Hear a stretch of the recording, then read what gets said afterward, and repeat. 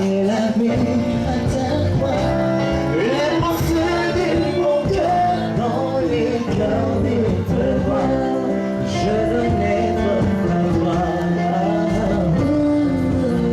Jésus, je t'aime.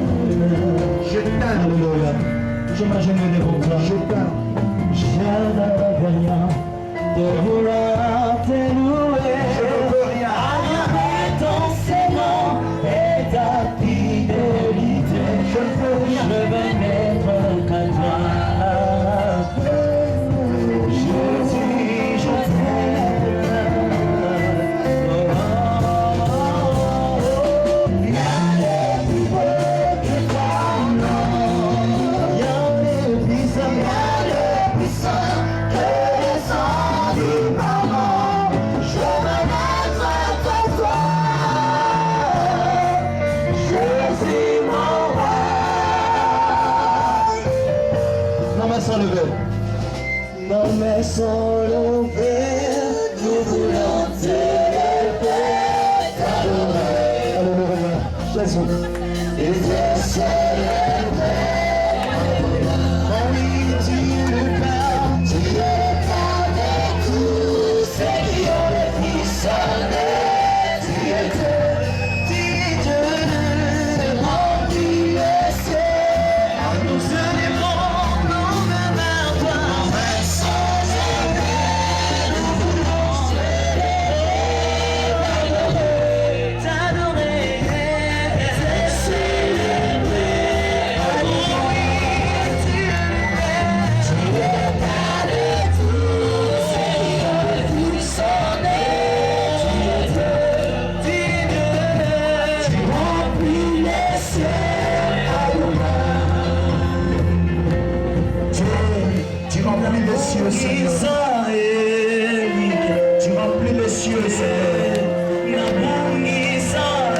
Tu remplis cette parcelle par ta gloire. Tu remplis ton cœur. Tu as rempli ton cœur.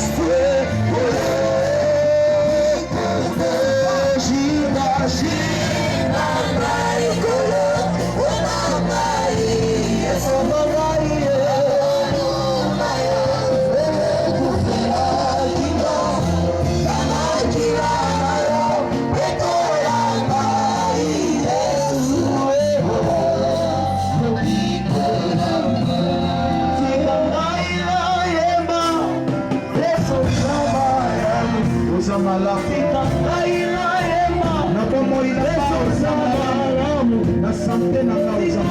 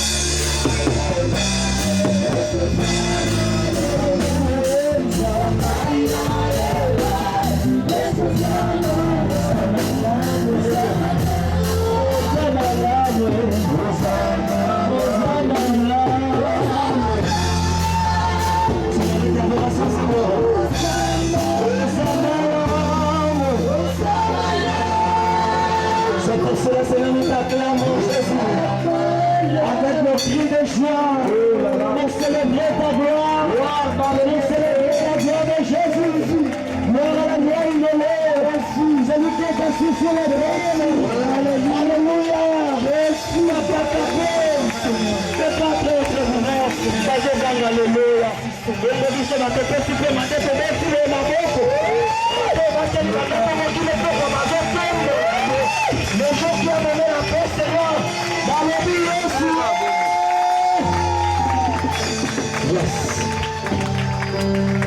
Éternel, nous voulons dire que tu es bon. Il n'y a pas un Dieu aussi bon comme toi. Tu es bon dans ta manière de nous parler. Tu es bon dans ta manière de nous protéger. Tu es bon dans ta manière d'intervenir dans notre vie. Tu es bon dans ta manière de libérer et de bénir ton peuple. Tu es bon dans ta manière de respecter les rendez-vous parce que tu es déjà là. Voilà pourquoi nous t'acclamons très fort, notre Dieu, pour saluer ta présence, ta sainte présence au monde. Merci. Tant qu'on est debout, on va procéder à la lecture de la parole. Nous sommes dans 2 Corinthiens, chapitre 11.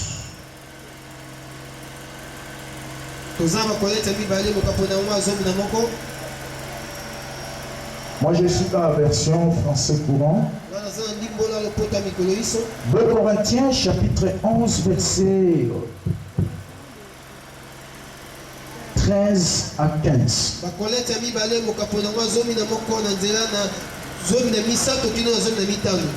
Ces gens-là ne sont que de faux apôtres. Allez-y. Des tricheurs qui se déguisent en apôtres de Christ.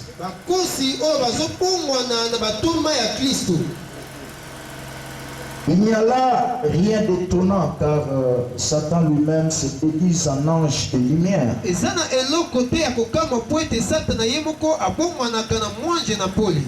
Il n'est donc pas surprenant que ses serviteurs aussi se déguisent en serviteurs du Dieu juste.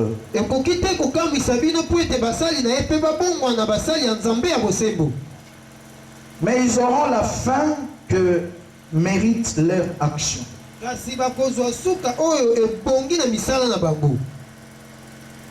Que le Seigneur bénisse sa parole. Je vais vous asseoir. Acclamez bien pour la parole du Seigneur. Nous vous saluons tous au nom de Jésus. Vous pouvez aussi saluer les voisins les plus proches. Vous les saluez de la part de Dieu. La Bible dit il est bon et doux que les frères soient ensemble. Aujourd'hui, c'est notre 4e soirée de délivrance des familles. Que le Seigneur bénisse pour votre persévérance. Parce que la Bible dit c'est par votre persévérance que vous allez sauver vos âmes. Dieu travaille avec des jusqu'au bouddhistes. Ne sois pas ces chrétiens qui commence et qui ne termine pas. Tu dois aller jusqu'au bout car il y a une promesse qui attend les gens qui achèvent. Mieux vaut la fin d'une chose que son commencement. J'attends quelqu'un dire Amen. Amen. Nous sommes en train de parler des œuvres de la sorcellerie. Bien aimé, vous ne pouvez pas minimiser ce que la sorcellerie est capable de faire dans de milliers de chrétiens.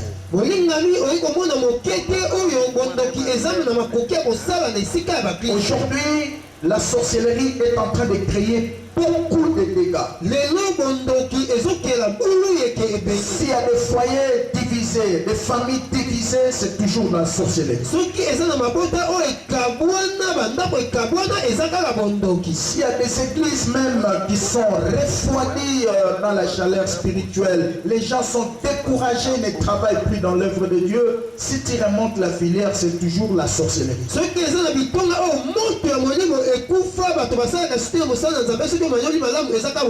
Si aujourd'hui il y a des maladies qui ne disent pas leur nom, qui résistent dans le corps de certaines personnes, si tu remontes la filière, c'est toujours la sorcellerie. Si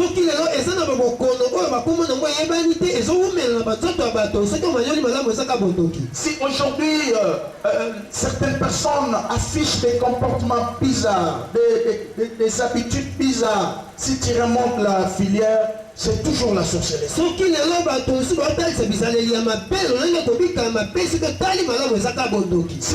il y a certains quartiers qui ne évoluent pas, depuis des années, ça ne marche pas, ça ne progresse pas, si tu remontes la filière, c'est toujours les œuvres de la sorcellerie.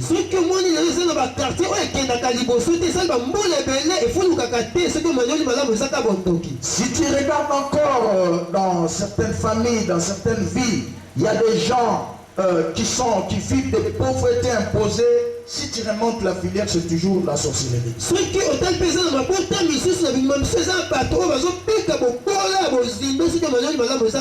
Alors le premier jour c'était la généralité. Nous avions défini ce que c'est la délivrance. Et on a parlé de la sorcellerie dans son ensemble. Nous avions dit que la base de la sorcellerie c'est dans Jean chapitre 10 verset 10. Le voleur ne vient que pour voler, détruire et tuer. C'est ça, au fait, les œuvres de Dieu, les œuvres du diable au travers de la sorcellerie. Il ne vient que pour voler. Il vole le mariage. Il vole la santé. Il vole l'argent. Il vole les bénédictions. Après avoir volé, il commence à détruire. Il détruit la santé. Il détruit l'harmonie. Il détruit l'unité. Il détruit les affaires. Il détruit la famille. Il détruit l'église. Après, c'est la mort. Il va tuer maintenant. Il tue. Tout ce qui vit. Mais gloire soit rendue à Dieu. Parce que la Bible déclare le Fils de l'homme est apparu. Jésus est apparu pour détruire les œuvres des ténèbres. Depuis la nuit des temps, l'Église a toujours été combattue de plusieurs manières. Mais ce qui est vrai, c'est quoi? Le Seigneur nous a laissé une promesse. Les portes de séjour des morts. Autrement dit, le diable et ses envoyés ne peuvent jamais dominer sur l'église de Dieu. Les ténèbres ne régneront pas toujours. Voilà pourquoi il est écrit: vers le temps du soir, la lumière apparaîtra. Dieu n'a pas voulu permettre que les œuvres de la sorcellerie continuent à dominer, à régner dans ta vie, dans votre famille, dans ce quartier. Voilà pourquoi il a envoyé ce message pour détruire les œuvres des ténèbres, pour apporter la lumière. Parce que la Bible déclare: vous connaîtrez la vérité et la vérité vous rendra libre. J'attends quelqu'un dire Amen. Nous avions parlé hier des modes de transmission de la sorcellerie. Avant-hier, on a parlé des deux armes de la sorcellerie: l'envoûtement et les mauvais sorts. Amen. Et hier, on a parlé des modes de transmission. Nous avons vu comment est-ce que la sorcellerie se transmet. Je ne saurais pas tout répondre parce qu'on va introduire le message d'aujourd'hui. Pour ce soir, Nous voulons parler des signes de la sorcellerie. Comment tu peux repérer un sorcier? Comment, même si tu n'as pas le don de prophétie ou de paroles de connaissance, tu peux détecter les œuvres de la sorcellerie. Ce qui était avec nous ici hier, j'avais dit que le diable a le pouvoir si tu ne l'as pas encore découvert. Mais si tu reçois la connaissance, il ne dominera plus sur toi. J'attends quelqu'un dire Amen. Voilà pourquoi nous vous donnons ces enseignements pour que vous receviez la connaissance, afin que vous soyez capable de détecter ces œuvres. Dans les textes que nous venons de lire, la Bible dit ceci: ne soyez pas étonnés, parce que nous savons tous, dans le milieu chrétien, nous avons connu dans le temps passé que le diable c'est un monsieur qui a des cornes et qui a aussi une queue. C'est ce qu'on nous a montré. Vous pouvez facilement dessiner sur un tableau. On vous montre un monsieur qui a des cornes et il a une queue. Et on dit, voilà, c'est le diable. Alors, ce diable, comme il a été présenté de cette manière-là pendant plusieurs temps, tout le monde l'a découvert. Aujourd'hui là, il ne vient plus avec les cornes et la queue. La Bible dit ceci: il se déguise en ange de lumière. Aujourd'hui, il y a des sorciers qui sont en veste, en cravate, il roule carrosse, il mange très bien, il est stable dans la vie. Mais c'est un sorcier. Amen, amen, amen. Parce que le diable sait une chose: si je garde toujours cette attitude-là avec des cornes, la queue, tout le monde pourra avoir la facilité de me découvrir. Et enfin, je n'aurai pas assez de clients. Amen. Voilà pourquoi au jour d'aujourd'hui, nous avons besoin de la connaissance. Dans les textes que nous venons de lire, dans 2 Corinthiens 11, la Bible dit ceci: il se déguise en ange de lumière.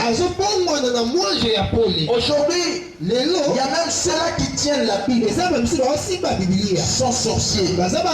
C'est pourquoi dans ce temps d'histoire de l'église, enfant de Dieu, tu dois faire très attention. Surtout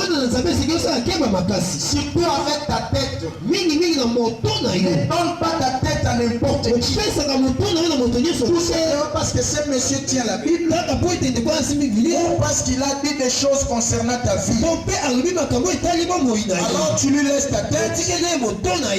Par là, il peut te communiquer des histoires. Ne donne pas ta tête à quelqu'un que tu n'as pas confiance. Fais très très attention. Aujourd'hui, le diable au travers la sorcellerie, il est entré partout. Et il travaille. J'attends quelqu'un dire Amen. Maintenant, comment le découvrir? Le Seigneur a montré une chose. Il a dit ceci: vous les connaîtrez par leurs œuvres, par leurs fruits. Amen, amen. Tu peux nous cacher ta sorcellerie par ton apparence, par ta façon d'être, par tes habits. Tu peux nous cacher ta sorcellerie. Mais il y a une chose qui va nous permettre de détecter tes œuvres. Il y a des signes. J'attends quelqu'un dire Amen. Le Seigneur a dit: c'est par leurs actions, par leur façon d'agir, que vous allez les connaître. J'attends quelqu'un dire Amen. Très bien. Et la Bible dit que nous devons faire très attention. Je vais parler des signes de la sorcellerie. Premièrement, chez les adultes. chez les adultes. Et pas y a mikolo. Tu dois savoir ceci. Et sengeli oyo baboye. Au premier point, Litono na yambo. tout sorcier actif adulte, c'est un hypocrite. Ndoki nyonso oyo azosala ya mokolo aza moto oyo asaka lokola ayebi likambo te. C'est l'homme le plus gentil du monde. Aza moto azotalisa mpenza ye aza moto. C'est la femme la plus gentille du aza monde. mwasi azotalisa mpenza ye nde aza La plus accueillante. ye nde aza na boyambi mpenza. Mais il faut faire très attention. esengeli kosala keba makasi. Je ne dis pas que tous ceux qui sont gentils sont des sorciers. nalingi na bateke bayekoso bazaka malamu baa bandoki. Ou tous ceux qui partagent avec les gens sont des to sorciers. mpe bayekoso bakabolaka na bato baa bandoki. Mais il faut faire très très kasi attention. esengeli kosala keba makasi. Avec des gentillesses gratuites qu'on peut t'offrir. na baesengo ya pamba kaka po bakopesa En location de rien. osali eloko te. Tu vois quelqu'un gentil avec toi. ozomaka moto azoya asekisa Fais très très attention. sala keba makasi. Reste dans tes gardes. tika komibatelama na ye. Deuxième signe chez les adultes. elembo ya mibale pa mikolo Un comportement irresponsable. bizaleli ya koyeba kozanga kozwa mokumba na ye Tu peux voir moko. son âge okomona mbula na et ye les actes qu'il est en train de kasi poser. makambo asala Il n'y a pas de rapport. ekokani te. Ça doit être un monsieur akozala ndeko mobali moko ndeko mwasi moko ou un jeune to elenge moko sorcier. ndoki Un comportement qui n'a pas rapport avec son âge, avec ses niveaux d'études. oyo ekokani te na mbula na ye na epimelo ya bakelasi na ye. C'est la sorcellerie. eza na ndoki. Tu vas remarquer une crise de personnalité. okomona ete ye azanga bomoto. Kaka media kalobi wana bomoto eza te parce que misala ndoki eza misala ya nko ndoki azoya mpona kosabote kodenature yo. Omoni mutu oyebi ye tu peux le respecter mais aza na bomoto te. Est-ce que tout le monde a amen? Amen. C'est parmi des signes majeurs de la sorcellerie. eza kati ya bilembo ya minene kati ya Tu bondo. peux remarquer un vieux papa okomona tata mokolo qui passe tout son temps avec des jeunes sœurs, azolekisa batango nyonso na bilenge basi qui les prennent comme des concubines. azwaka bango lokola makangu na ye. Il sait ce qu'il est en train de faire. ye ayebi oyo azosala. Il sait ce qu'il est en train de transmettre. ayebi oyo azokabolela bango. Parce que je vous ai dit ici hier, telesa bino la ala sorcellerie loge dans les sexes. bondoki efandi na misala ya bonzoto. Les sexes, c'est le moyen le plus sensible aux démons et aux sorciers. bonzoto eza nzela oyo esimbami na bademona mpe C'est bandoki. pourquoi garde-toi pur, mon frère, ma soeur. wana ntina mibatela mpe tondeko na ngai ya mwasi mpe ya mobali. Ne t'ouvre pas à n'importe qui. kofungolela nzoto nde na moto nyonso te. Tu peux ramasser la sorcellerie comme ça. okoki kolokota bondoki bongo On peut détruire ta vie. bakopebisa bongo J'attends quelqu'un dire Amen. amen. Un autre signe chez les adultes, elembo mosusu ya mikolo tu peux remarquer okomona l'impropreté du corps. kozanga bopeto ya nzoto. Alléluia. amen. Mutu alinga kosukola te alinga salité. Amen, amen. Amen. Même dans son entourage, ata kozingazinga esika alalaka okokanga okofungola zolo to respirer. Esika azosala misala même na cuisine na ye okokota salité ezolobela eloko te. Ce sont des signes de la sorcellerie. eza bilembo ya Et bondo. lui-même dans son corps, mpe là, ye moko na nzoto na ye wana pas de propreté. azangi Et bopeto. ça lui dit rien. eyelobele eloi Même si vous lui reprochez, atako oyo ce n'est otalisi pas son problème. eza likambo Ce nyonso. sont des signes de la eza sorcellerie. bilembo ya bondoki. Un langage cruel. elobeli ya mabe Tu peux remarquer une personne. okomona moto moko Akokatelo lingala obongo limutema. Na monoko ne maloba ya bopolo ezalaka te. Est-ce que tout le monde zolanda ngai? amen. Il maudit comme il respire. ye alakelaka mabe lokola apeba. Kamuke yo kobonga te na vie ozalaka no mutu pamba. Donc maloba ebimaka na monoko ne ka yango wana. Napesa mbongo yo ya yo na koliaka mokoni. Est-ce que yo osungaka nga na vie? Quand tu vois une personne prononcer simplement des paroles comme ça, ntango omona moto koloba mingi ce sont bamaboko des signes majeurs de la eza sorcellerie. bilembo ya moboko ya Parce bondoki. qu'un sorcier qui connaît son travail, il n'a pas besoin de la nuit pour travailler. po ete ndoki oyebi mosala ana bosenga butu te po ete asala Même pendant la journée, atako na katikati ya mokolo dans ses paroles, na maloba na ye dans ses gestes, na bisasa il na est ye en train de travailler. azosala Il maudit comme il respire. azolakela mabe lokola apeba. Un autre signe de la sorcellerie, elembo mosusu ya bondoki dans tes rêves ou les songes, na bandoto na yo to mpe na kolotaka na tu yo es souvent sur les eaux, yo ozalaka likolo ya bamai dans des forêts, na bazamba tu es en train de conduire une yo voiture. ozokumba motoka moko Ce sont des signes. eza bilembo. Tu es en train de distribuer le repas dans une fête. Ce sont des signes de la sorcellerie. C'est très très important. Hier j'avais expliqué ça ici. Qu'on néglige pas notre côté. Notre collection état d'âme na yo, collection état d'âme ya bateau. Vandi na bango, collection état spirituel lupango vandaka. Et que l'action état spirituel et nako vandaka. Ne joue pas avec les notos. J'attends quelqu'un dire Amen. Amen. Par les notos, tu peux facilement découvrir si tu es un sorcier.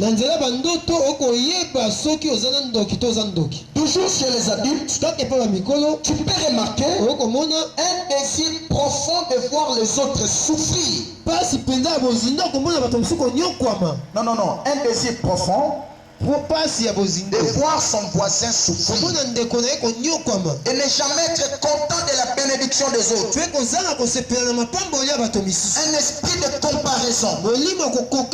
C'est-à-dire vouloir à tout prix recevoir ce que tu as eu là. Ce sont des signes de la sorcellerie. Quand tu remarques une personne, il peut être malade jusqu'à ce qu'il achète ce que tu as eu. En tout cas, vraiment, donc ça commence à le déranger. Ce sont des signes de la sorcellerie. Vouloir à tout prix être comme les autres.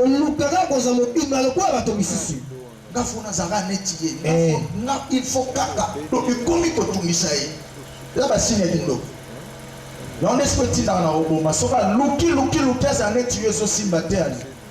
Ake oboma. Soit à l'autre poison. Un désir profond de voir quelqu'un souffrir. Bon, pas si à monter l'obéla que l'eau côté.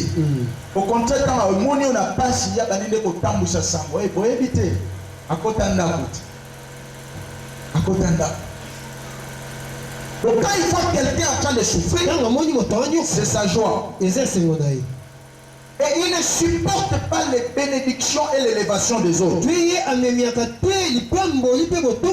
Ce sont des signes de la sorcellerie. Tu peux aussi remarquer un autre signe. Une ligne de scolarité brisée. Amen. Amen. Une ligne de scolarité brisée. C'est un signe de la sorcellerie. Vous pouvez remarquer toute une famille pour un diplôme à Zati. Amen. Mais si tu remontes la filière, ce sont des œuvres de la sorcellerie. Perte de mémoire. Et ça peut être signe à sorcellerie. Est-ce que tout le monde va Amen? Amen. Les mots solo na mutu azolo répondre makambo solo les mots va démarrer à comment le makambo sous ou soit azo senti ba vide na mémoire na ye. Des fois il réfléchit bien, des fois il a des vides. Ce sont des signes de la sorcellerie. Amen. Amen. Il y a aussi l'idiotie. Bozoba. Amen. L'idiotie. Bozoba. Comme on a élégé mbali kitoko beau garçon mais mayele na mutu ezati. Un caillard zéro. Il n'a pas de projet pour son avenir. Il est toujours là derrière les histoires des parents. Il ne pousse pas ses réflexions loin. C'est très très dangereux. Ce sont des signes de la sorcellerie. Tendance à tout savoir, tout gérer et s'informer de tout.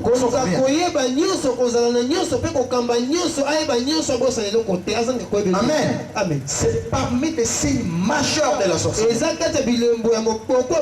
Si tu remarques une personne à côté de toi, il a tendance de tout connaître. À combien qu'on fout un transport à Keti à la Lyon à Banda. N'a la si culte. Mais si mananga maman Madonna Marie bavanda kiwana.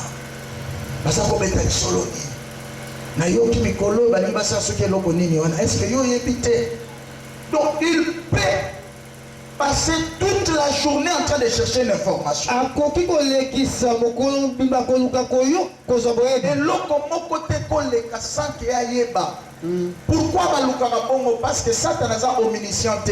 Balukaka information bongo pour na putu akende koteka disque. Pour pas ndenge nini na détruire vie na yo na moi. Est-ce que tout le monde a amen bien? Amen. Parce que le diable n'est pas omniscient. Il travaille sur l'information. Pour moi, on est curieux. Et l'autre, il a été foyer. Ça, c'est un. Toujours dans ce point-là. Il veut tout gérer.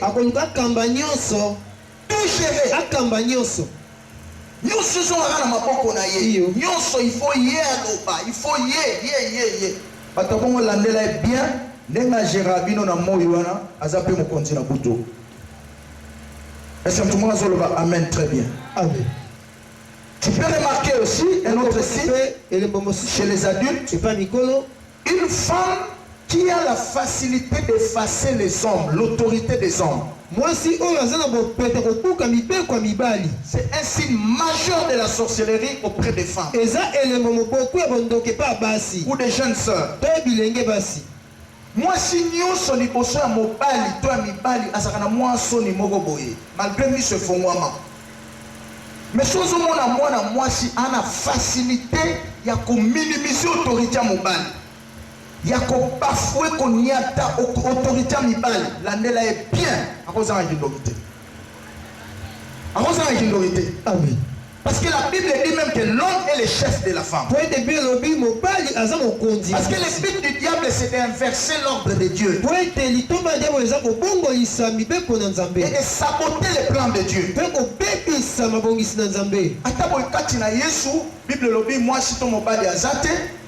Parce que nous avons été baptisés en Christ.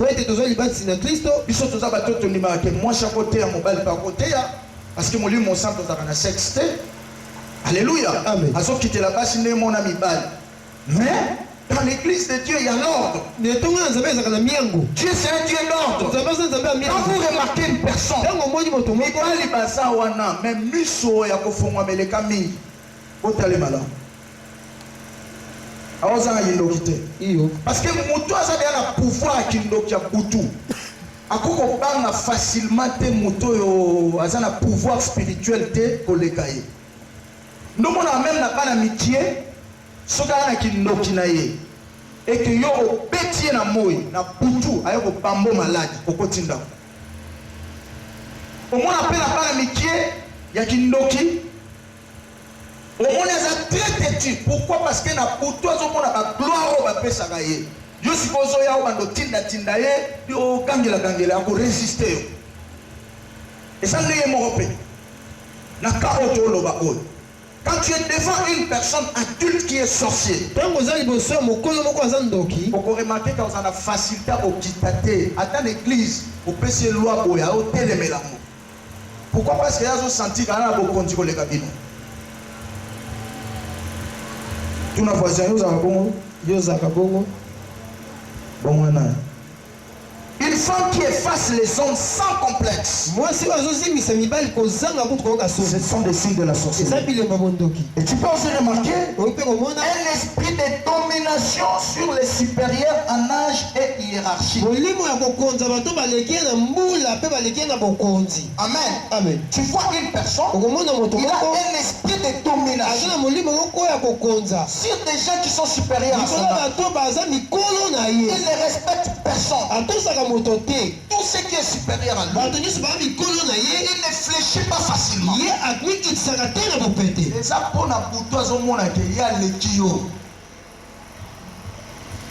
En fait, ça m'a dit que na mutu makasi na ye, na impolitesse na ye. Na boutoise senti que ya ça a un conduit. Yo, on peut se battre ordre les. Est-ce que tout le monde a amen? Amen. Ça va même jusque dans les supérieurs hiérarchiques. Et qui n'a qu'un mot cambi à l'hyposo. À continuer dans le niveau où ça là, à Obama Bamote. À cambi na quatre églises, à Obama Motute. Donc moi, je vais vous dire, il y a une église pour l'Anzambe. Na banga Anzambe, na banga Motute. Lukuta na yo. So so banga batute, ko banga Nzambe leli. Batuna no zo mono banga rate. Bon Nzambo mona rate. Ko banga leli. Alléluia. Amen. Il faut nous quitter. Même quand tu es en église, l'église est sa école et sa famille. soki baparent barate yo ekole ya mibale nde baklasse tokendaka soki baklasse erate yo ekole ya suka ya vie ya moto eza église sozomona motu mpe ntina niveau église azokoka ye te en tout cas vie ya moto wana ebebi eza wana kongo boye toza na lubumbashi na sisi yo te ya tokoti na bureau ya pasteur na moi mama moko akoti wana na jeune garçon na ye abi papa totindi mwana oyo na armée esimbi te tomemia na la police esimbi te tokende ya baklasse esimbi te tokotikende nao na église yao alléluia totike na église bon église esunga biso tu vois donc église eza wa terminus soki mpe na église barate yo c'est fini vie ebebi kokanisaka te ke soki église ebongisi yo te taye yo te brise yo te okoresira en dehors église non te est-ce que mtumo azoloba amen wana c'est pourquoi nzambe na kati église aformaka biso azotila biso bakambi mokambi ya bamama mokambi ya intercession mokambi ya protocole mokambi ya bayembi baancien badiacre bato wana nyonso baza na mission ya kotaye oyo eza bomoto na yo lere moko soko olingi mokambi no alobi te donc okokisi volonté ya mokambi eza okoyo okokisi volonté ya nzambe amen ozosouffrir na motema wana nzambe azosala oyo balobaka brisement azobuka yo biloko wana okomona yango ntango mosusu mokambi no aza fort ou bien pasteur aza fort ndenge azokopamela yo azolinga te okokisa volonté na yo mais plus tard ntango okokoma motu na vie biloko wana ekofaçonne personnalité na yo est-ce que tout le monde azoloba amen bien un jour je causais avec un chantre il me disait ceci abi pasteur mpona banda koyemba kitoko boye mokambi na biso azalaki amateli yo likolo asimbi na deux briques abi yemba sikoyo na epoke wana tozomona ondire eza punition mais lelo nde nakoma koyemba bien nakumisaka nzambe nzambe apambola ye aumela voyez il y a certains comportements qu'on a dans l'église à mokambi nazo ko imposer yo kokima te kotonga ete kotomboka te po bima église o babetinga libaku te biloko wana bazo imposer ozo façonner caractère na yo loba amena bien même ata biso lelo tokoma kotambola ba mikile bele okete ya sango malamu Dieu nous a préparé ba milliers de sous to forma ba passer musu ba oleka te soit à l'écart au son la deuxième fois te Niso loba erreur musu ba ndeko bakendo sala kuna ba mission ngata na ndoto na kosala ngote. Parce que Dieu nous a préparé. On a appris à fléchir, à obéir. Biso to ekoli nzambe liboso mbongo sima. Ne to tambola kana atana tei bozo franda nga bo détourner ou bien bo kanyango ekolobela nga ni onika. Na ko silika te na ko tomboka te na zongi na ngai. Parce que na mutuna na ebi nini nzambe nda ko futa ngai. Na sa fonctionnaire ya lola. Tant nzamba okitsa salaire ya bato lola, basali ya lola na pe ya ngai koya. Ata ko bloquer salaire na ngai église na bino. Est-ce que tout le monde a amen wana? Tu vois la discipline biso to kolinango. Mais lorsque vous remarquez une personne dans l'église, il ne fléchit à personne.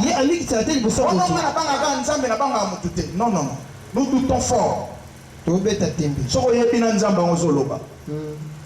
Alléluia. Alors bien aimé, retenez cela, c'est parmi les signes de la sorcellerie. Un esprit de domination sur les supérieurs.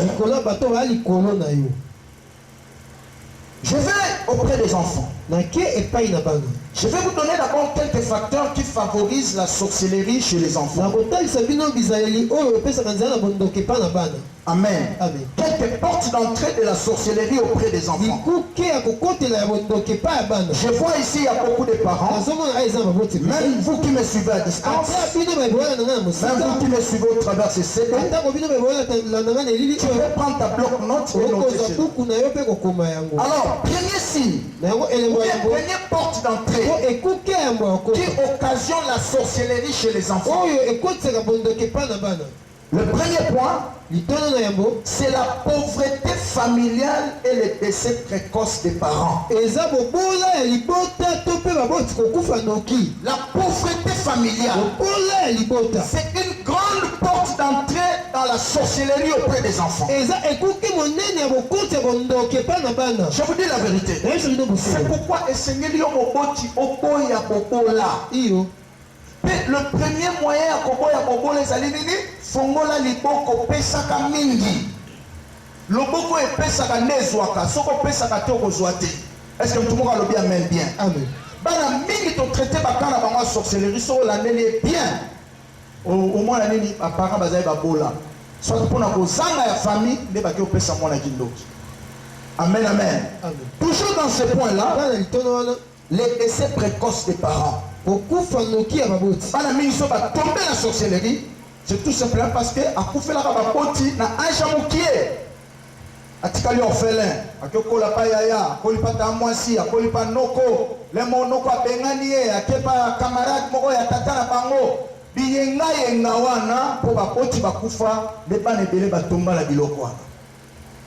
C'est pourquoi mon poti kolingo kufa mbango te. Loba amena bien.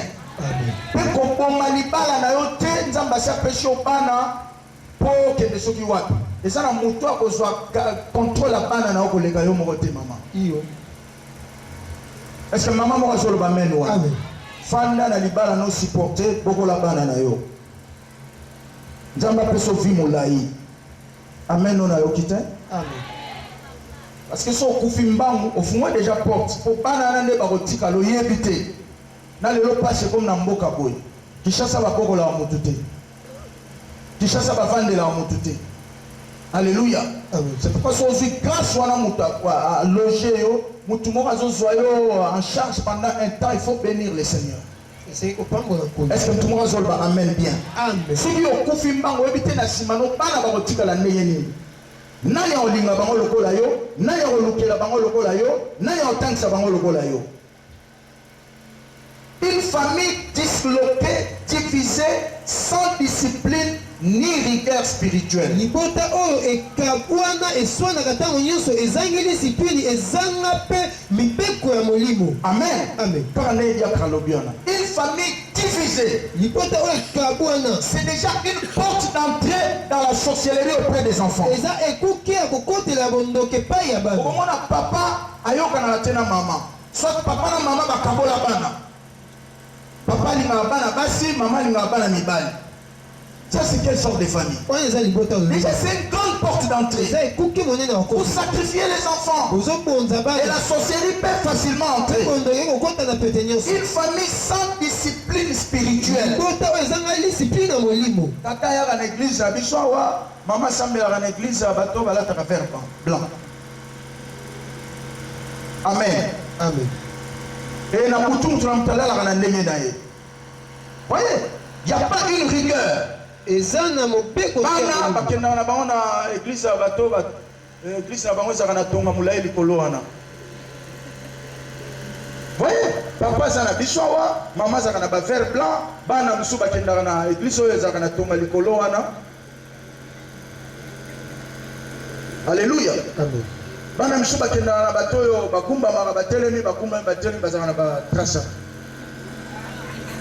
Tu vois? Dans une même famille, c'est déjà une porte d'entrée dans la sorcellerie auprès des enfants. Amen, amen. Amen. Manque d'amour paternel envers les enfants. C'est aussi une porte d'entrée dans la sorcellerie auprès des enfants. Il y a des parents qui n'aiment pas leurs enfants. Je vous dis la vérité. Si moi je senti que maman linga ngati. Et pas les bélés auto traité bakana bango sorcière ko ka yo so abi pasteur. Ngasi na komati o kirozwa kindoki po na mona na maman linga ngati. To papa linga ngati amo futé na classe te, to amo sombela nga bilamba te, yawana ki ozo atakisha mbongo. Alors, na luka mbongo na ndenge nanga. J'avais prié pour l'enfant d'une autorité comme ça. En 2007. Il m'a dit ça. Il a dit, il a 17 ans, non, pasteur. Papa qui va mater, maman qui va mater. Alors, là on a mon il faut on a prouvé que nous avons mobile. Voyez, les parents ont ouvert la porte d'entrée. Mais toi ne fais pas ça. Même si les parents ne t'aiment pas. mwana akoloba te que papa alingaka ete to mama alingaka ete. L'amour des parents envers les enfants, c'est inconditionnel. Bolingo ya babote pa na bana eza bolingo bako senga yango te. Amen, amen. Amen. Le désir d'avoir de l'argent et de gagner sa vie dans la facilité. Posa ya kozwa mosolo pe kolonga bomoi na bopete nyonso. Soki omoni mwana azokola bandi kodevelope eloko wana, le désir d'avoir de l'argent Posa ya kozwa mbongo et de gagner la vie dans la pe facilité. kolonga bomoi na Il bopete. faut qu'on efface eloko wana na motu. Iyo. Lakisa ye pour réussir vie dans la classe. Amen. Amen. Pour réussir vie, yeba nzambe. Pour réussir vie, yeba ke vie balukaka. Il faut bunda, ozamona mobile, ozamona mwasi, il faut travailler. Esenge osala. Tout travail procure l'abondance. Osala nyonso ebendaka bofulu. Lakisa ba principe élémentaire ya vie, effacer biloko wana ko gagner vie na facilité. Pe ko gagner vie na rapidité. Est-ce que pour moi je le ramène bien? Amen. Yango mona même les loba na belé ba commis des gens à 6 classes na 23 ans au monde ya ke bondima même à comme les lesbiennes comme homosexuel a mis continue au occultisme tout simplement parce qu'il a besoin d'argent, il a gagné vie maluma. Alléluia. Amen. Et une autre porte d'entrée de la sorcellerie auprès des enfants, c'est les mauvais compagnons. Amen. Amen. La Bible dit dans 1 Corinthiens 15 verset 33, ne vous y trompez pas. 1 Corinthiens 15. 1 Corinthiens 15 verset 33. La Bible dit ceci, ne vous y trompez pas. La mauvaise compagnie corrompt de bonnes mœurs. Moboti ya solo landaka ba camarade ya bana na yo. Kotika ba laisser aller te. Luko yebaka ba camarade nyoso yo mwana nazo yaka na bango na ndaku atenda ko fréquenter bango luko yeba bango baza ndenge nini ba otina ba famille nini na ba famille na bango ba sambela nzambe nini. Est-ce que tout le monde va dire amen? Amen. Biloko ba paré belé batika yango et c'est maintenant l'église qui souffre. Si konde tonge yenyo kwa. Je vous dis la vérité. Si tout ce église est implanté dans le milieu de la haut, pareil, belé ma qui para soubanate. Rigueur exacte. Moi la robima nenga lingi, azonga nenga lingi. Si vous avez l'église, vous va discipliner et comme il va être célibat. C'est pas normal ça. Écoutez les parents. Dieu ou le Saint-Esprit n'enlève pas votre sens de responsabilité. Le Saint-Esprit a des endroits où il va t'aider. Il a aussi des endroits où il ne fera rien. Parce que le Saint-Esprit sait que tu es parent. Tu as aussi des devoirs en tant que parent. C'est très très important. Contrôle pas camarade ya banana yo. Si vous avez un camarade ya muninga mabe, boya loba muninga wana na lingi ete. Est-ce que tout le monde a le bien amen wana? Amen. C'est très important, c'est comme ça que tu peux protéger l'enfant. Le laisser aller, le laisser faire. C'est parmi les portes majeures d'ouverture de la sorcellerie. Alors, je vais te donner quelques signes maintenant de la sorcellerie auprès des enfants. Comment tu peux repérer un enfant sorcier? Premier signe. Incontinence nocturne. Amen. Amen. Incontinence nocturne. À un certain âge, c'est normal pour la bana. Mais sauf qu'ils ont dictaté, au kepa ba minganga, ba mega ko soigner. Sauf qu'ils ont simba raté. Peut-être à ça dans la station, il y a Shell, il y a Mobile. Est-ce que tout le monde va le bien maintenant? Amen. Voilà. Deuxième signe, l'impolitesse, la petitesse. makasi un langage cruel. elobeli ya kanza C'est parmi les signes de la sorcellerie chez les enfants. eza kati ya biloko bondoki Un bana enfant très impoli. mwana moko azanga Un botosi enfant têtu. mwana moko mutu Je makasi vous ai expliqué tout à l'heure. alingi olela biloko ya mingi te Pourquoi bazaka mutu makasi pour pouvoir bapesaka bango na kutu. Pona nakindoki bapesaka pouvoir ya likolo makasi na bana mikie. Est-ce que mutu moko alobi amen? amen Omoni aza mwana mokie na nzoto me na butu aza mutu mokolo bato mikolo batosaka ye. Atindaka bato mikolo bazotosa ye. Sikoyo yo pendant la journée bandi kotinda ye, kobeta ye, kokangela ye. Alors yango monaka bazaka teti otindi azobeta mutu asoto otindi ya boyi ya résister yo. Omeki akateli yo lingala. Pourquoi? Parce que il voit les images de la nuit là na butu yaza mokonzi. Yo zo boya bokonzi ndenge nini. Bien on bazaka mitu makasi. Donc on a mwana muso akindoki bongo okangeli na moya ya bambio malade na butu. Atosa moboti na ye. Na ba service de défense de mwana yango. na misala bokangola mitomona Au moins tant que vous avez pour la montation au bel aboye. Papa bélier. Au prier pour ça va révéler. Hollandais la moine na yewana. Hollandais la moine boye pouf oh azandoki. Bon, il y a du chabiso.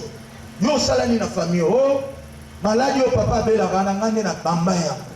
Pour la nini? On moko apetanga kangela na biso ba tepesi ngakanda. Yo na bamba ya. Bamsuka longola me bakoti na ba misala. Pour tout simplement pétier au pinirier à la tête qui disent que na butu pouf par conseiller comme na musala pas au longo musala. Pourquoi? Parce qu'on mélange ça qui frère, ne minimisez pas ce que la sorcellerie est en train de faire au milieu des gens. bandeko botala pamba te oyo bondoki ezosala kati ya bato Yango yo peso ozo mélanger l'esprit on a faux à ma cache. iyo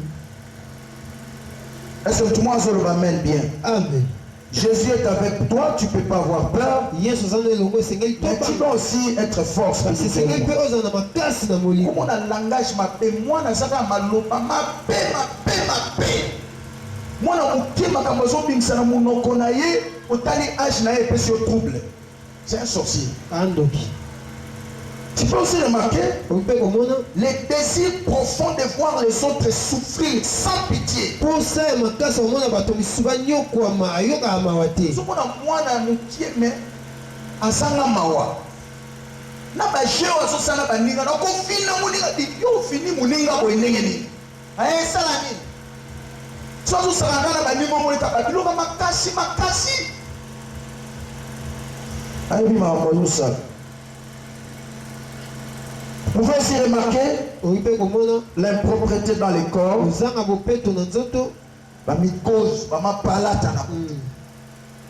Alléluia. amen Ma palata nyonso eza indoki te, mosusu eza sali te. Mama so osonyaka mwana bien te, okipake bien te, akokobota ma palata. Okende pa baminganga basoigné. Mais soki malgré minganga ezosimba te, peut-être asala na SNEL, il faut kolukele délivrance. L'épilepsie. malade ya ndeke Alléluia. Amen. C'est parmi les signes aussi de la sorcellerie chez les enfants. eza mpe kati ya biloko bondoki pa bana Amen, amen. amen Quand on a un malade à ndeke, à un certain moment, ils ont la malaria ou l'équipe à dose. Pourquoi même pas baminganga, bakoko sungi na bakisi à biki. Mais ceux qui malgré minganga bika raté, peut-être à ça dans la station, il y a mobile, il y a elf dans l'autre.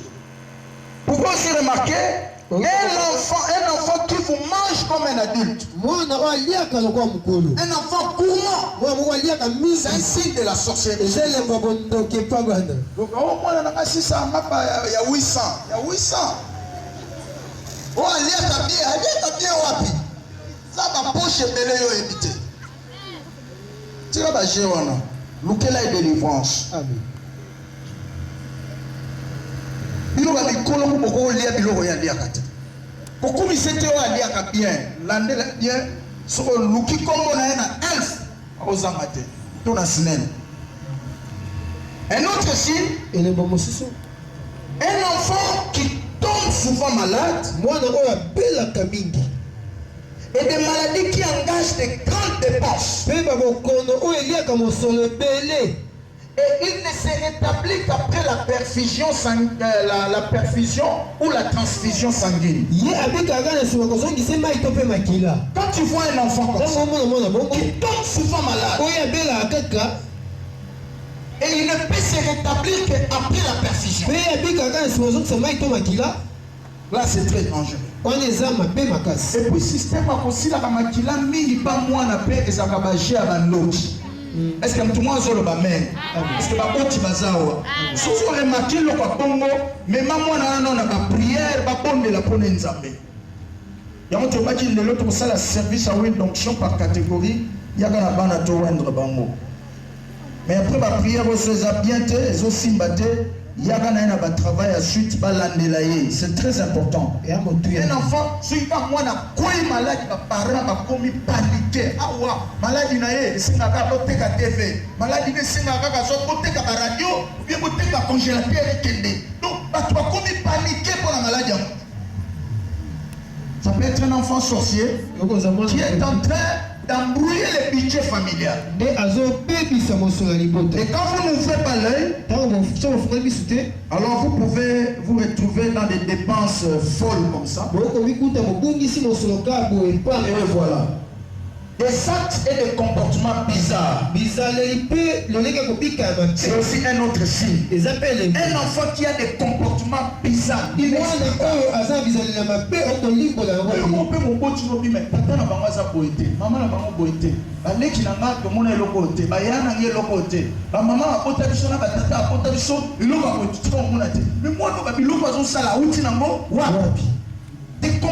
bizarres.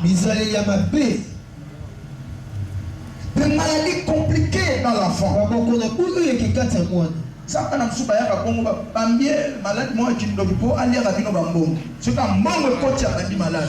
Bon aussi, malade ici. C'est pourquoi, quel que soit malade, moi, on a là, et l'on va aller au pasteur. Passe à la prière avant que l'hôpital. L'on va amener à bien. Amen. Un enfant s'émère des troubles qui provoquent des grandes dépenses à la famille. Donc, bana moko ba aluka makambo. Baninga soko bandia, ce qui n'est pas soko bimili bando ba musique tout. O banini collation bana nani. Baninga bana basona na ba diplôme ya maternelle, basona na ba certificat, basona na ba diplôme d'état, na ba famille na bango, basona na ba diplôme ba gradué ya licence. Mais yo bana ba diplôme ba yela ko zane ko futa ba nyongwa batu, mwana na bebisa biloko batu kuna, abunda ki abuki mino moninga kende ko futa mbongo, o kende la police. Un jour, j'ai parlé avec un parent, il dit papa, nana vina nana sambate, mais moi non yo. Ayo si monte mananga passe au point que ngal le la komo kota, ba tribunal ko ke samba, pona moi non. Ce n'est pas normal. Un enfant qui vous crée toujours des problèmes. C'est un signe de la sorcellerie. Parce que la Bible dit l'enfant c'est une bénédiction de la part de Dieu. En matière de bénédiction, la Bible dit c'est la bénédiction de l'Éternel qui enrichit. Et elle se fait suivre d'aucun chacun. Comment un enfant peut être semeur de troubles? Baninga no roga tamso asokisaki ou bien pambai moninga na se asokisi ba faut ba tonga ta 12 pèses. Donc un enfant qui vous crée des problèmes comme ça. C'est pas normal. Il vous engage dans des avant que vous n'avez pas biloko bato et c'est que vous teka ta congélateur boteka maman comme temps on a ma pièce à bilamba ko ke boteka pour que vous futa makambo moi na pe osala kuna. Ne trouvez ça pas normal. Parce que Dieu ne peut pas changer ce que toi tu trouves normal. Est-ce que tout le monde veut le amen? Amen. La curiosité. La curiosité. C'est un signe de la sorcellerie chez les enfants. Au moins, boyambi musali ya nzambe ya sawana so baluka bana nyonso oyo baza polio batemi bien soki papa to maman yambi mopaya babimaka na salon. Mais quand tu vois un enfant mopaya sawana bango wana basoko baluka ayeli azoka yeba mopaya wana ayeli est-ce que ayo tika mbongo te pour ateka disque na kutu ba provoquer action moko ba récupérer mbongo. So il passait à côté, à son baluka, on a koyeba tout ça, des choses comme ça. Un enfant curieux. Et un enfant qui a un esprit de domination. Comment on a eu mon colosso gang et la taille au misu pour yo to kiti misu na sema ya zota lokaka balu misu azola ndela yo. C'est un sorcier.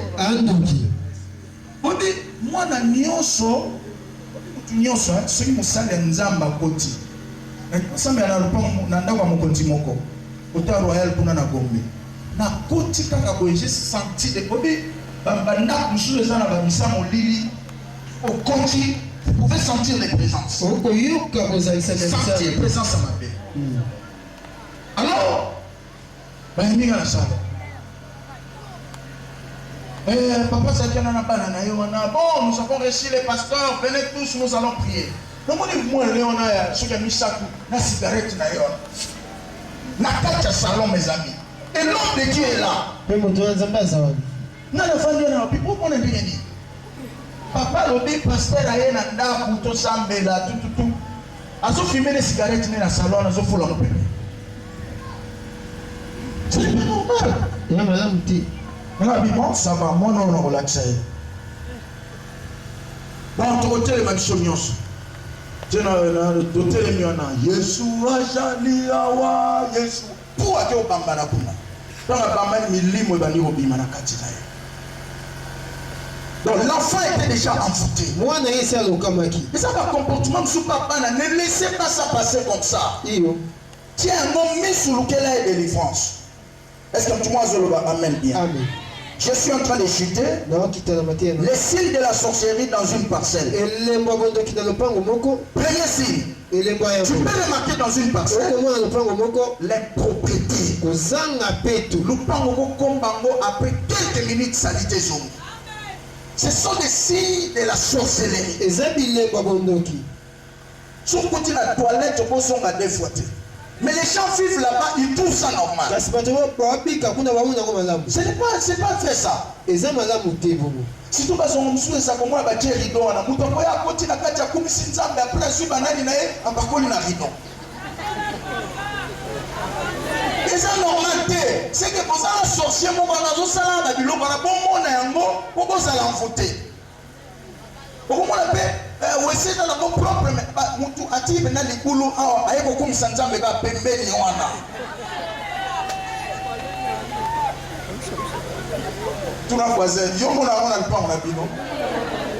C'est que mutu mo ga el faza wana.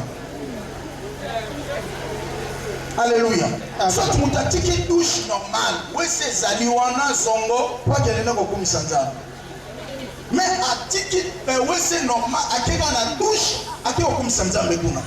Je peux vous dire, yo sois là, ça là, pourquoi? Yo vous dire, bosso que comme on a makamwana pas envoûté. Donc on a mis yo on a makamwana ba journée na makamwe beba. Soit comme on a dans le pangu, ba toiso comme Sanza mais partout. Pourquoi on peut faire un tombe au moment où on va coucher le temps de faire les bossos? Adoration à Gogo. Il faut écouter wapi. Tout la voisine, il y a un pomme de minute. C'est que vos ans bazali. Ce sont des signes majeurs. Nous sommes en train de rire, mais l'année là ma camboua la bol de défense. Soit sortez dans des parcelles comme ça. Vous m'avez dit papa coulé, l'adoration là-bas partout dans la nuit, vous tous comme une combo, la nuit. Comme ça en peinture. Tout le voisin, yo moi là bas l'oran n'engana te. Le père va se faire un bail en service à contrôle à l'opan. L'opan mène ça va pas m'ola yo. Tu peux remarquer aussi dans une parcelle un esprit de division, un esprit de querelle, des querelles matinales et des querelles de nuit. Amen. Amen. Une parcelle, les gens sont divisés. Satan a un principe pour diviser pour ça nini. Amen. Ça ne pas un principe pour ça nini. Il divise divise pourquoi? azokabwa Pour pwani avoir des portes d'entrée de po ete toute azwa bikuke ya kokotela po ete aboma. Pourquoi baprovoka bakoswana ya tongo mpo bajournée na bino esa nini ebeba?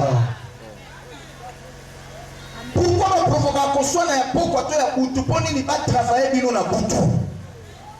Est-ce que mtu mwa azwi sagesse wana? Amen. Si tu es dans une parcelle où il y a des sorciers, soki eza lopango eza bandoki okomonaka tongo makelele elo mpe bawelaka malonga eyebani te.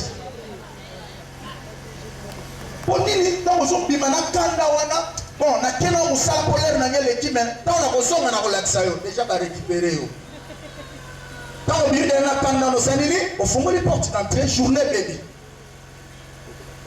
So mpe na kutolali na kanda ofungoli porte d'entrée. Bible obi na Ephésiens 4 ke soki orate osiliki kolala na nini na kanda te mpo opesa accès na nini na satana. Siko bango baprovoka biloko wana mpo bayebi ke soki boza na bomoko bokolala bien bokosambela bakokotravaille te. Tu peux remarquer aussi dans une parcelle okomona mpe na lopango moko une ligne de scolarité brisée. bakelasi ekatanaka na nzela. Amen. Amen. Lupango mobimba bana batangatanga te makambo ya classe balingaka te. okozala ta mosusu ozalaki na place moko oza ofutela surtout bandako ofutela oplasi bandeko nzambe asunga ozwa mabele na vie. Amen. bame nzambe apambola yo. Amen. C'est pas bien. Problème est belé côté de soka makambo ofutela banda. Oza ba côté mosusu ozalaki bien mais depuis côté wana bana balinga sous classe te. Et ça va si donc esprit qui bloqué au dominer la quartier wana et si est subi non à mon pépé. Tu peux remarquer dans une parcelle ou dans un quartier ou dans une avenue beaucoup de jeunes filles mères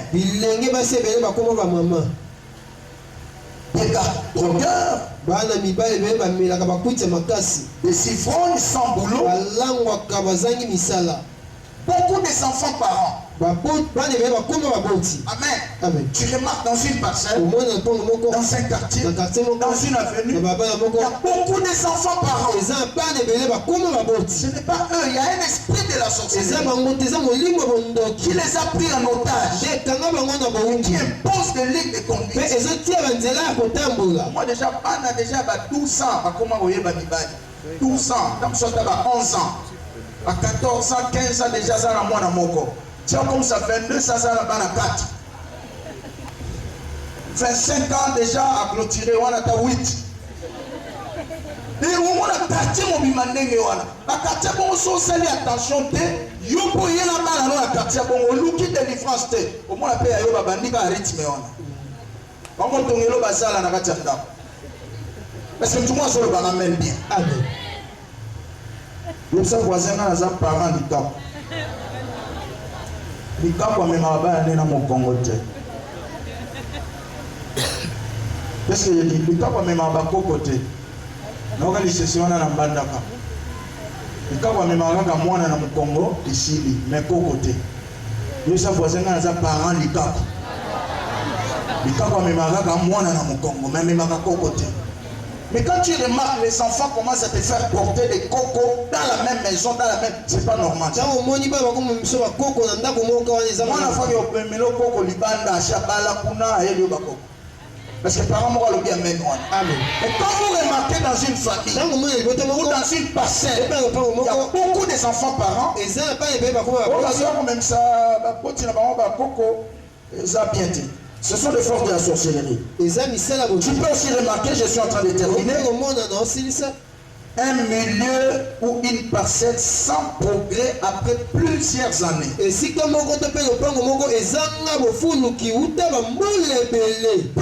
années, mais le milieu est sans progrès. Avenir et Pongakate, au contraire, ils ont continué à couper, Et ça, c'est la vidéo. Amen. Soit le pango après ma boule belé et Pongakate.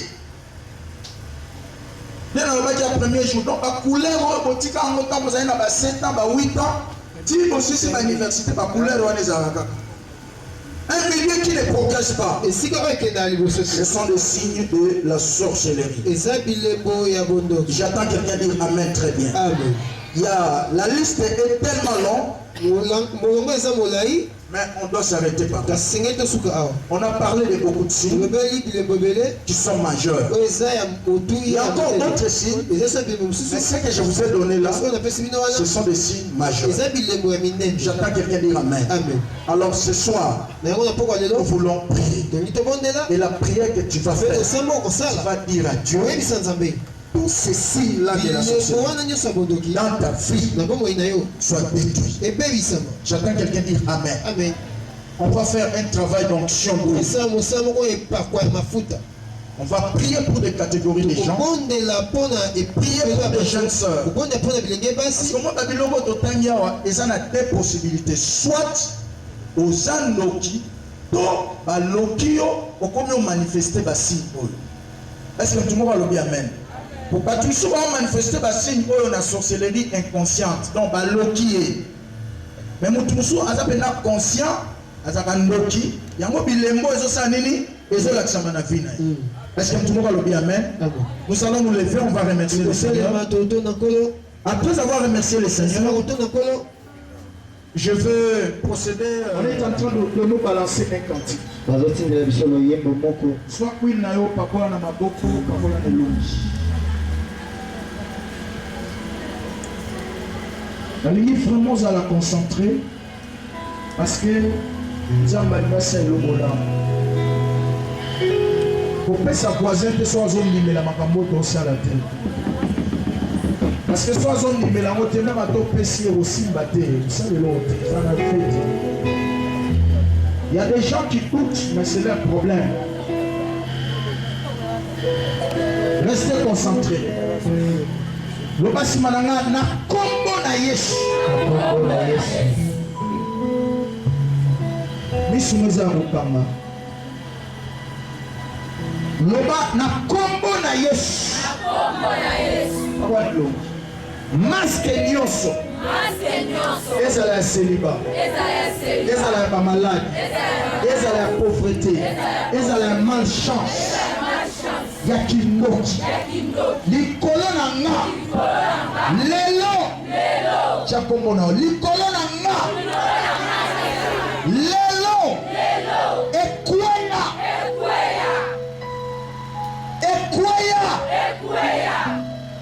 Envoûtement nyonso na caractère na nga na langage na nga ekweya esila au nom de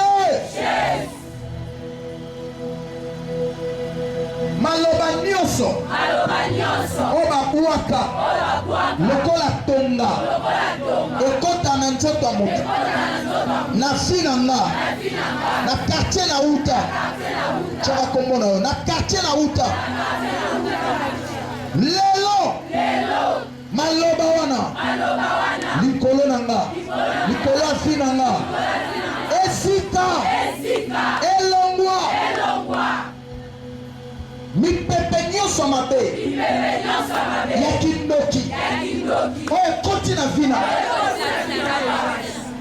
a partir ya baninga mabe tosangisa bilamba tosangisa nzoto tokabola biloko nga namonaki moninga malamu nzoka aki na misala kindoki mpo na kodetruinga lelo mipepe wana na nzoto nanga esika esila esika esila esika esila nyonso etambolaka na nzoto nanga nyonso etambolaka na makila nanga oyo eza ya nzambe te esika esika esika esika esika sibelongi nao loba étoile na nga libala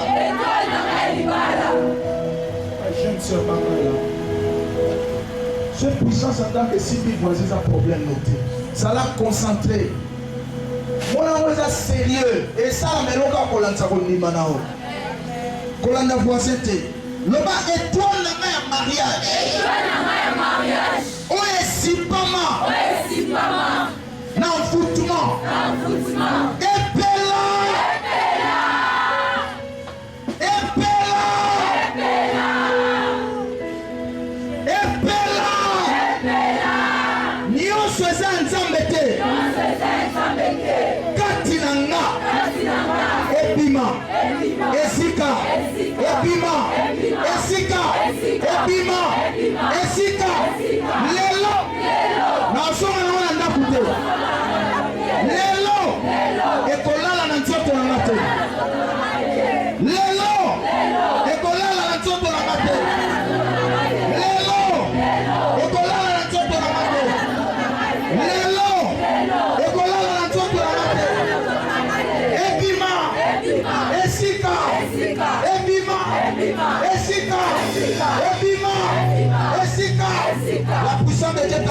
touché.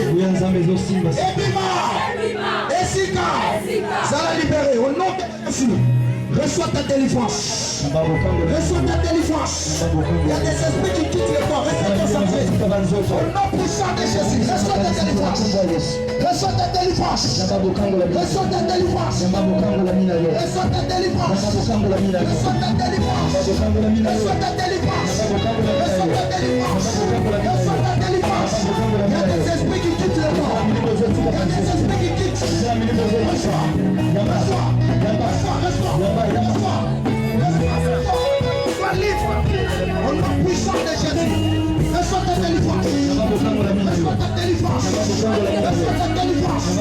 Je détruis toute force dans ce corps. Au nom puissant de Jésus. Je brise les masques. Je brise les masques. Je brise les masques. Je brise les masques. Au nom de Jésus. Au nom de Jésus. Je brise les masques. Je brise les masques. Je brise les masques. Je brise les masques. Je brise les masques. Je brise les masques. Je brise les masques. Je brise les masques. Au nom de président de toi, prie. Reçois ta délivrance. Reçois ta délivrance. Sois libre. Sois libre. Sois libre. Sois libre. Je te touche, tu rentres. Sois libre. Libre. Sois libre. Sois libre. Sois libre. La puissance de Dieu est en train de libérer les gens. Restez concentrés, ne regarde pas les voisins. Tu es libre. Tu es libre. Tu es libre. Tu es libre. Tu es libre. Tu es libre. Tu es libre.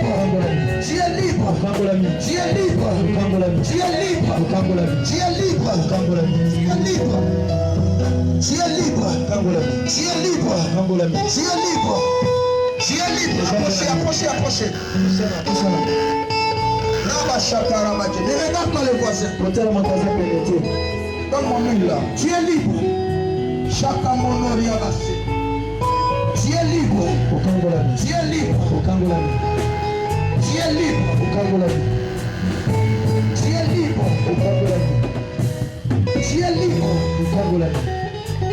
Tu es libre. Tu es libre. Tu es libre. Reçois ta délivrance. In the name of Jesus. Tu es libre. Tu es libre. Tu es libre. Reçois ta délivrance. Reçois ta délivrance. Reçois ta délivrance. Approchez. Tu es libre. Tu es libre. Tu es libre. Tu es libre. Tu es libre. Approchez. Tu es libre. Tu es libre. Tu es libre. Tu es libre. Tu es libre. Tu es libre. Tu es libre. Tu es libre. En tout. Tu es libre. Tu es libre. Approchez. Tu es libre.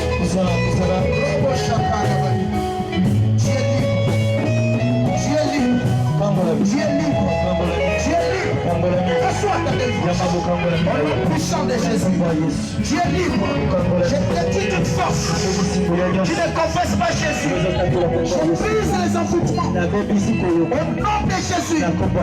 Reçois ta délivrance. Tu es libre.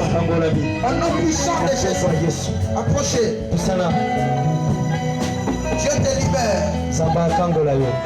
Dieu te libère. Lève tes deux mains. Dieu te libère. Robo Chokolas. Rokamala Shekeliabas. Levez les deux mains.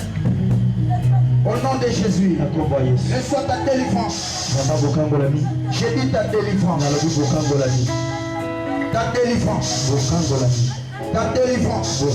Ta délivrance. Ta délivrance.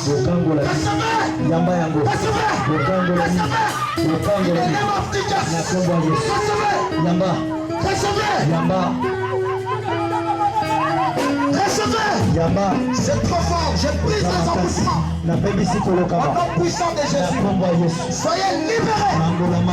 Je détruis des choses qui détruisaient vos vies. Les jeunes savent quel que soit là où vous êtes. Restez concentrés. Restez concentrés. Restez concentrés. Suivez ma prière maintenant. Je détruis dans ton corps tout ce qui détruisait ta destinée. Tout ce qui empêchait ton mariage. Tout ce qui empêchait ton progrès. Je l'ai détruit. Je l'ai détruit.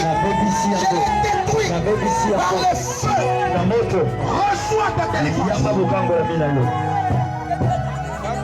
Reçois ta délivrance. Aucune œuvre de la sorcellerie traînera encore dans ton corps.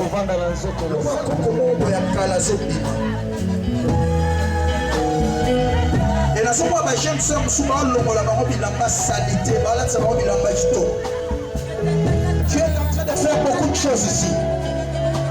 Même vous qui êtes déjà assis les jeunes sœurs. Il y a un travail que Dieu fait. Mettez des mains sur la tête. Reçois l'onction. Reçois l'onction. Reçois l'onction. Là où tu es assis, tes mains sur la tête. Il y a un travail que Dieu fait. Même si tu es debout.